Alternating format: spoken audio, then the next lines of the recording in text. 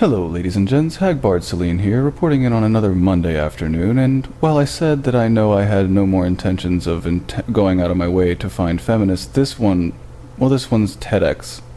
And while I support the TED Talks and a lot of the things that they've done, TEDx has been one of the biggest disappointments I have ever personally bore witness to. I think it is one of the most regressive and, sometimes democracy doesn't work.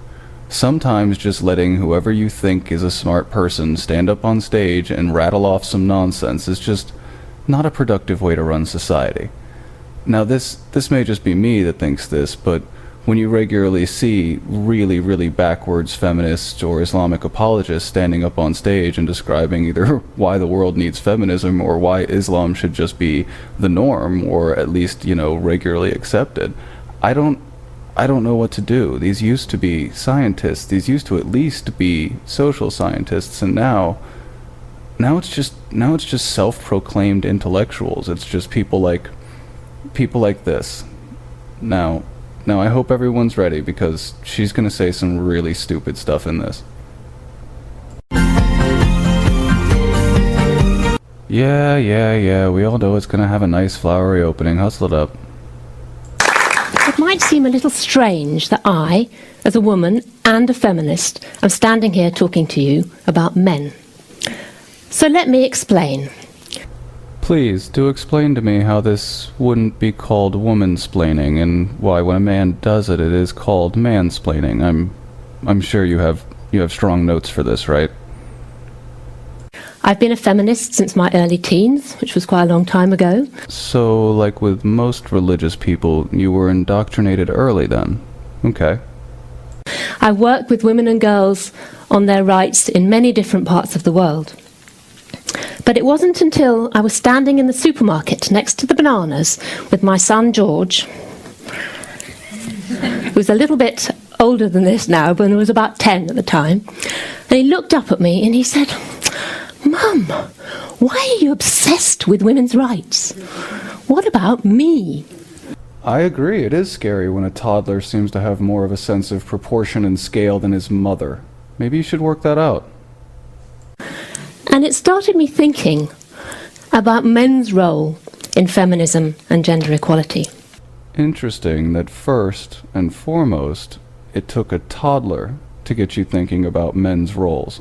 And secondly, it's interesting that you say it got you interested in men's roles in feminism. Funny how you didn't note anything about men's rights. Just men's roles in feminism. It's a healthy, balanced perspective. My partner and I had been really clear that we wanted our daughter Rosa to have as many chances in life as our son.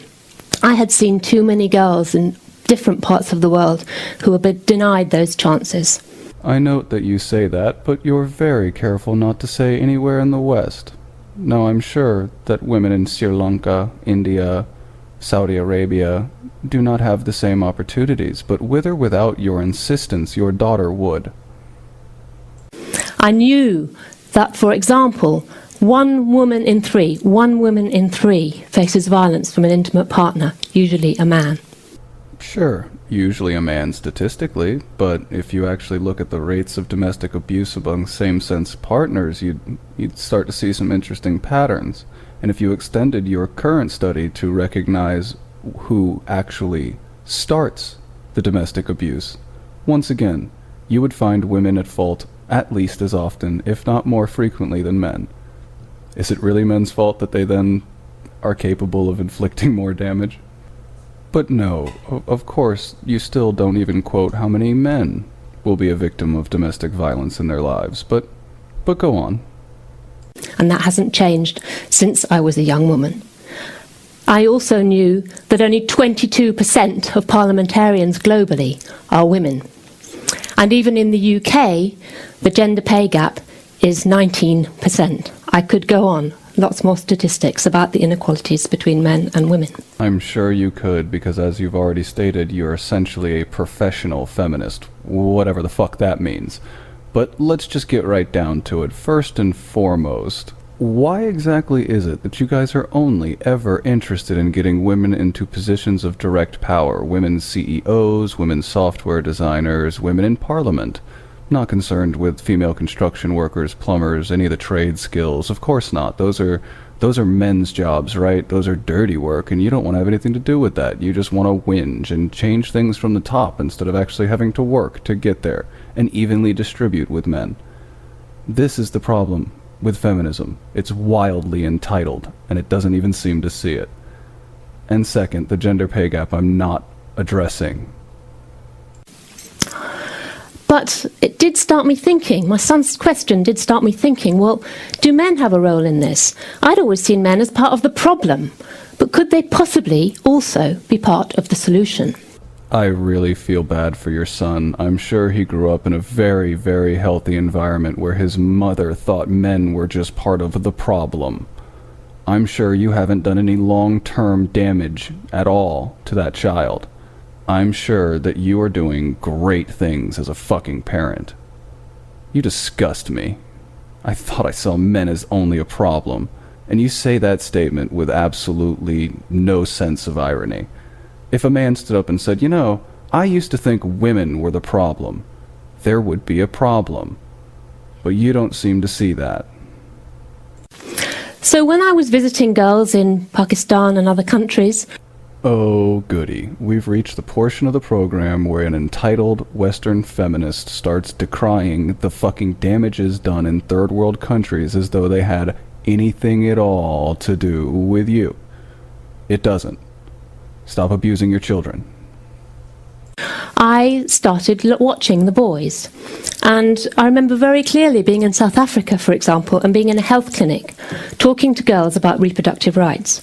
And outside, I could see these little heads bobbing up and down as the boys looked in to see what was going on. Why couldn't we be involved as well? Asking the same question as my son.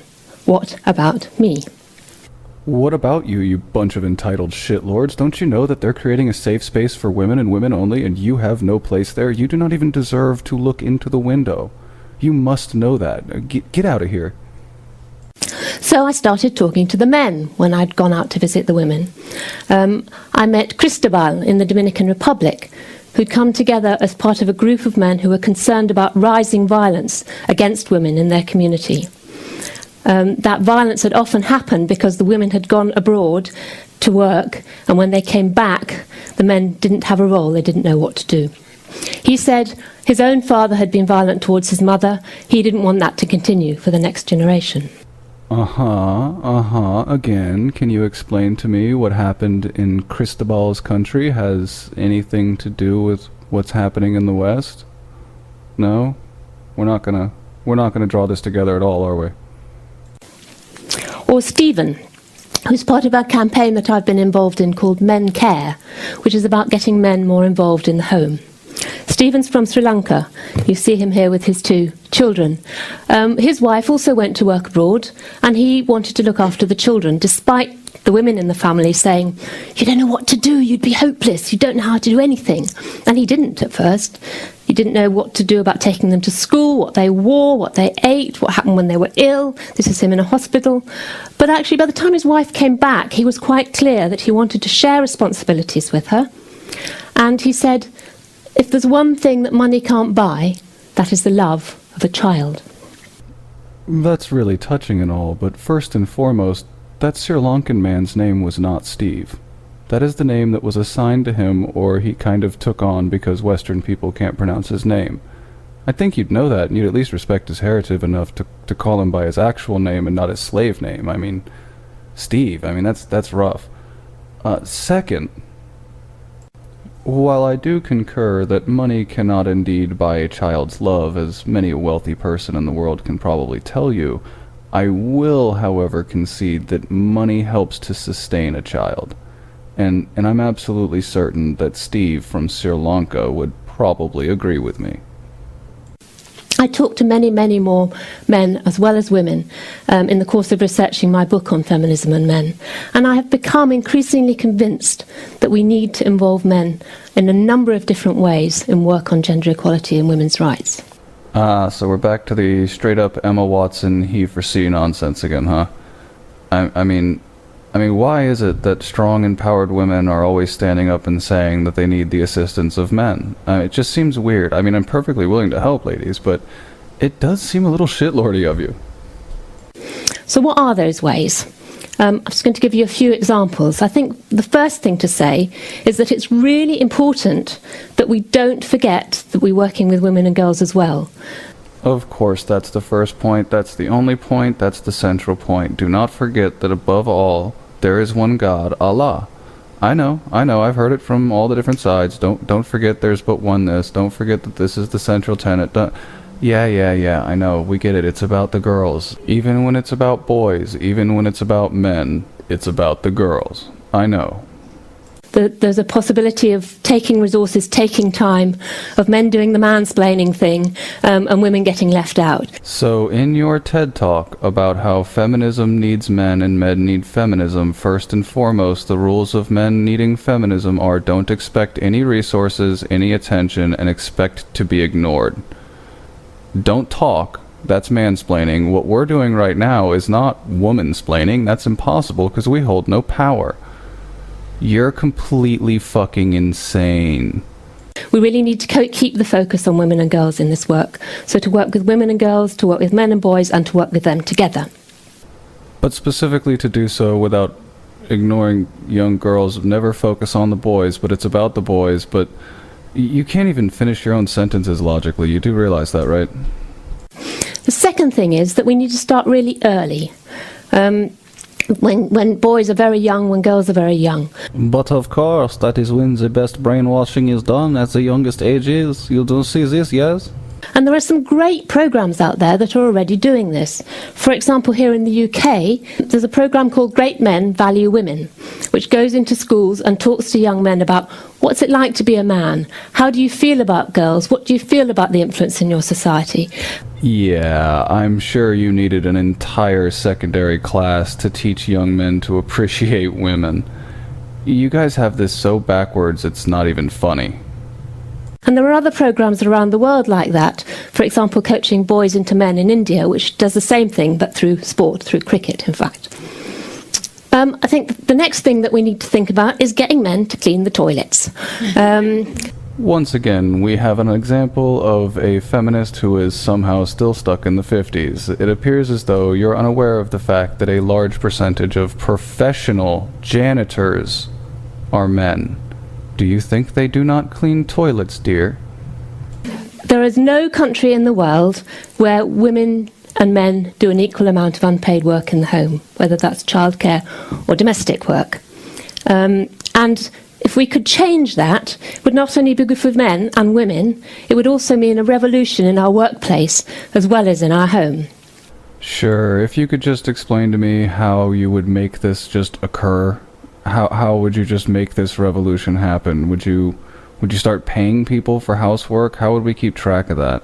Would you start commodifying it? Would you make other people work at other people's houses just to make it a labor industry? Oh wait, we have those. Those are called maids.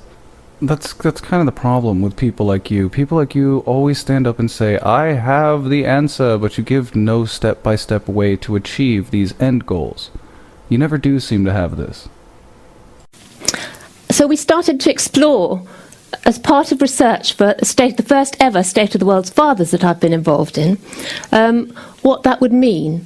And actually we found that fatherhood is the one point in a man's life where change is really possible, because he's thinking about himself as a father, what his father was like, what his children might be like. Okay, not to put words in your mouth, but you do seem somewhat fixated on changing people, especially men and young boys. I find this really disturbing. You don't seem to see that it's a stereotype that women want to change men, and you're falling into it quite well here, dear. And again, there are some wonderful projects around that too. So in Rwanda, there's a project with an organisation called Ramrek, which works with men before their fathers. And the women in the community have made these wonderful daddy dolls so that the men can practice changing nappies and dropping the babies when they're not actually real babies, and working out how it all works. So that's a fantastic project, and many others like it. I think the other thing we need to do is to ensure that there's a lot of legislation now that's in favour of women's rights, but we need to ensure that that legislation gets enacted on the ground. Once again, I'm sure you're not about to conflate third world issues and your problems, because trust me, you have the fair wage. You have everything you could ever possibly want. I can't imagine what you're going to stand up here and whinge on about. And in order to do that, we need to work with men in power. That might be presidents and CEOs, but it might also be imams, faith leaders, community leaders. And again, there are some programs doing exactly that kind of thing. I think finally, we need to persuade men that this is good for them too, because men are not going to change unless they also see that they benefit. I was talking to a young man called Luis in Dominican Republic who said to me, "Gender equality makes me happy." And it's quite clear that gender inequality not only makes women suffer, but it also makes men suffer too.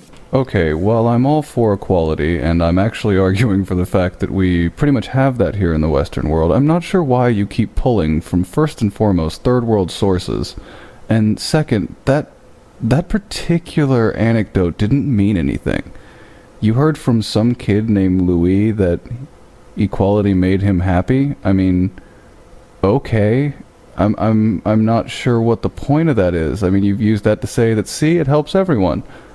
Uh-huh. Men die younger than women. They're often not in touch with their emotions. They're often not in touch with their children. So gender equality also benefits men. You do know that just saying it over and over again and providing not a single point that falls into the feminist talking point isn't actually saying it helps men. It's literally just saying it. It's just see, it helps men. These are some things men suffer from. Feminism helps men. That's not something you've even touched on. You've touched on none of that. You just say some buzzwords that some men's rights activists have said and then decide that there you go. See, guys, we're in. And I do love how you just say men are often not in touch with their emotions. It's always a nice, kind feeling thing I hear from most feminists. It's kind of laughable and bitchy to say. And secondarily, that really the aren't in touch with their children, that wouldn't have anything to do with the fact that in most states and cities they're not granted custody as often, and they're actually easily slandered against to deny them access to their children. It's not difficult to do, and it's done with some fucking regularity. And I do think this is beginning to change.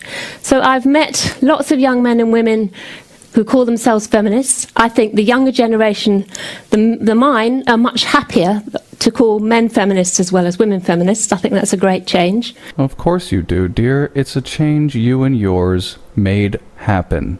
You initiated that change, and now you're like, see, look, we got a whole new generation to mindlessly accept that they are a thing. You see, they all say they're feminists because otherwise their peer group ostracizes them. They don't even have to believe this shit. It's a new form of religion. Whether they call themselves pro-feminist or feminist, I don't really mind.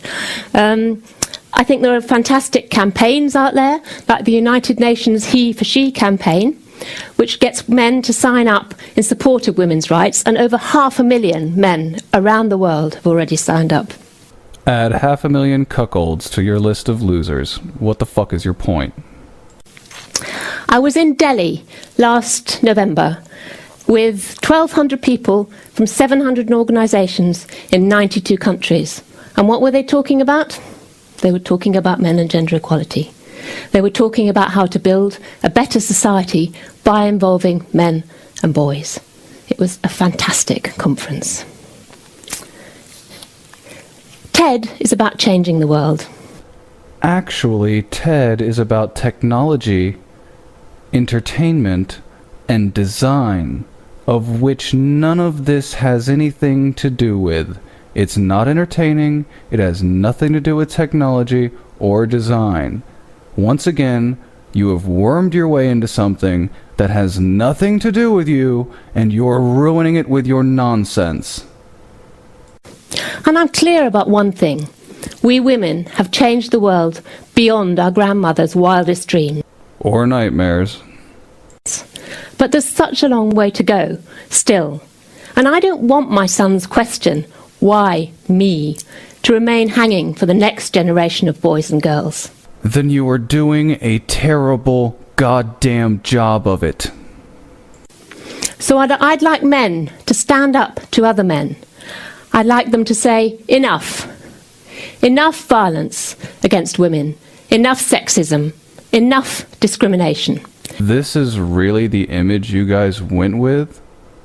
Allahu Akbar much? Oh my god, you guys don't see... but enough of the violence against women. I guess we should commit violence against men who talk out against women. That will be your jihad, your feminist jihad. Put that finger in the air and Allahu vagina bar, I guess. Enough of men holding all the power.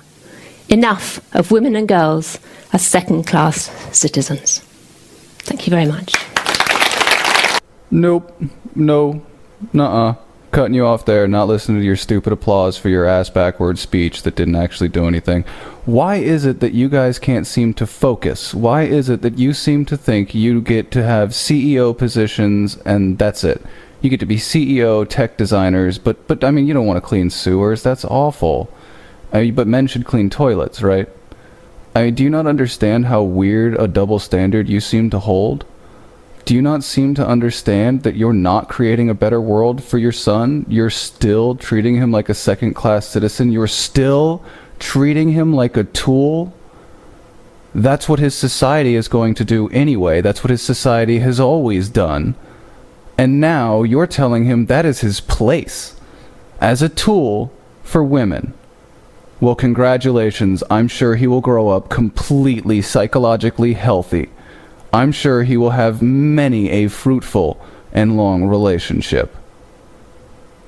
I hope one day you regret what you've done, but I doubt it. I bet you'll go to your grave like most of the saints, thinking that you accomplished great things with your life. You didn't. You just further denigrated and hastened the collapse of a culture. Congratulations. And I'd like to say, for everyone that got through that with me, thanks. It was a lot of fun, and I'll see you guys Wednesday.